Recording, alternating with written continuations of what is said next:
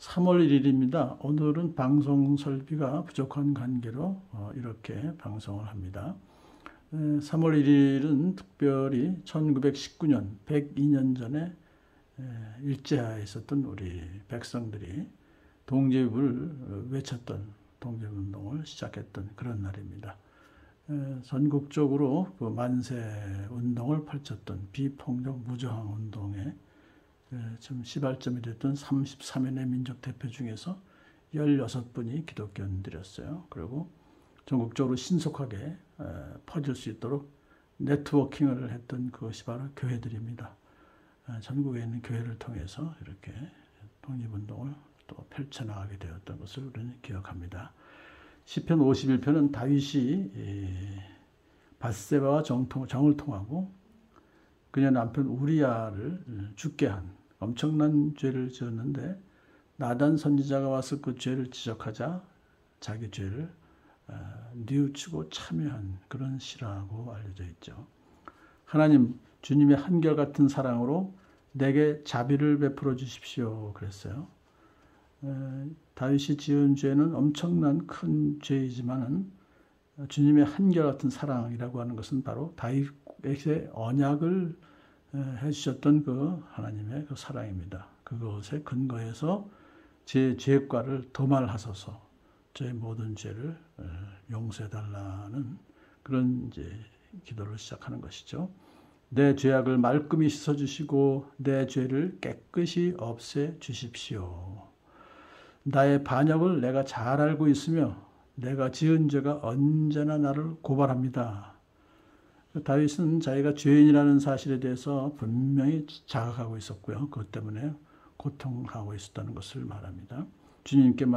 오직 주님께만 나는 죄를 지었습니다. 라고 고백합니다. 이것은 밧세바와 우리아에게 죄를 범하지 않았다는 뜻이 아니라 자기가 그들에게 범죄를 저지른 것은 결국은 인간에게 대한 것이었지만 결국 그것은 하나님께 대한 범죄였습니다. 라고 하는 것을 고백하는 것입니다. 우리의 이웃에 대한 범죄는 곧 하나님께 대한 범죄가 됩니다. 왜냐하면 우리의 이웃은 하나님의 형상으로 창조된 하나님의 소유이며 그래서 그 이웃에게 대한 범죄는 곧 하나님께 대한 범죄다라고 하는 것을 다윗이 고백한 것입니다. 주님의 눈앞에서 내가 악한 짓을 저질렀으니 주님의 판결은 옳으시며 주님의 심판은 정당하십니다. 그랬어요. 그래서 다윗은 이제 나단 선지자를 통해서 하나님께서 자기를 정죄하신 그 모든 것을 달게 받겠습니다.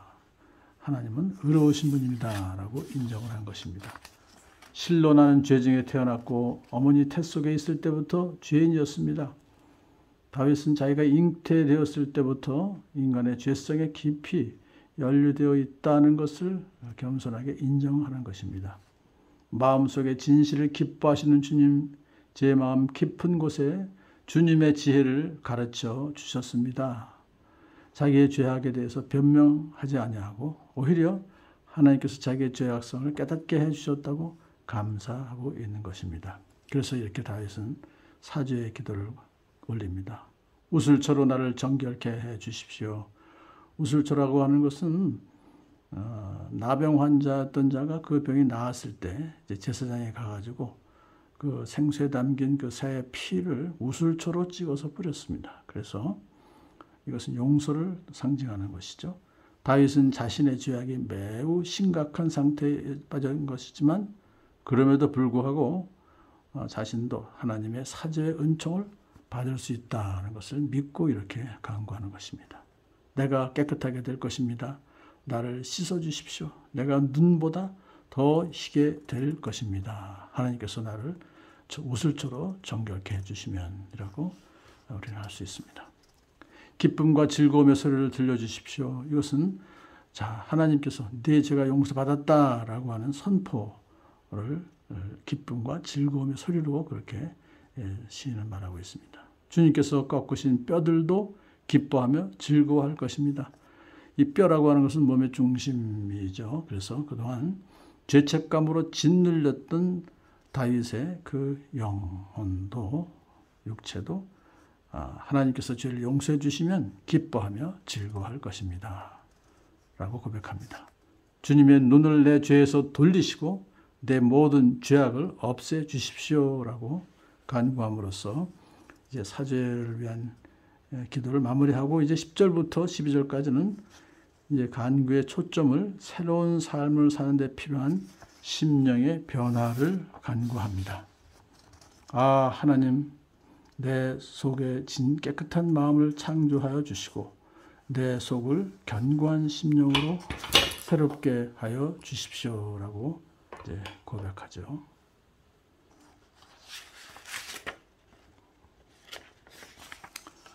깨끗한 마음이라고 하는 것은 범죄의 욕구를 물리칠 정도의 능력이 있는 성령에 의해서 변화된 심령을 말하는 것입니다. 이 견고한 심령이라고 하는 것은 하나님이 기뻐하시는 행동을 하게끔 하는 마음의 결단을 말하는 것이죠. 다윗은 성령을 이미 받았습니다. 기름 부음 받을 때. 그런데 계속해서 성령 충만함을 받아야 하나님 안에서 두려움 없이 담대하게 하나님을 기쁘시게 하는 행동을 할 수 있는 것을 알고 있어요. 그래서 지금 이렇게 간구합니다. 주님 앞에서 나를 쫓아내지 마시며 주님의 성령을 나에게서 거두어 가지 말아 주십시오. 그런 것입니다. 물론 저는 형벌을 받아 마땅한 죄인이지만 하나님과 영적 단절되는 형벌만을 내리지 말아 주십시오. 자기가 기름 부음 받아서 이제 왕으로 지명되었고 또 자신의 심령이 변화되어서 하나님 명령을 따랐지만 이렇게 성령의 감동을 무시한 채 극악무도한 죄를 범하고 말았습니다.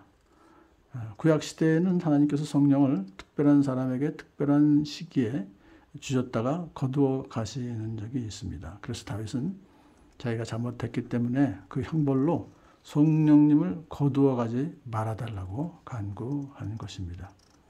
주님께서 베푸시는 구원의 기쁨을 내게 회복시켜 주시고 내가 지탱할 수 있도록 내게 자발적인 마음을 주십시오. 기쁘게 하나님의 뜻에 순종하며 살아갈 수 있도록 자발적인 마음을 주셔서 성령으로 인도함 받아 살아가게 해달라. 그렇게 이제 기도한 것입니다. 자, 마지막으로 이제 다윗은 이제부터 변화된 삶을 살겠습니다. 라고 다짐하는 헌신의 기도를 드립니다. 범죄자들에게 하나님 말씀을 가르치겠습니다. 항상 하나님을 찬양하는 삶을 살겠습니다.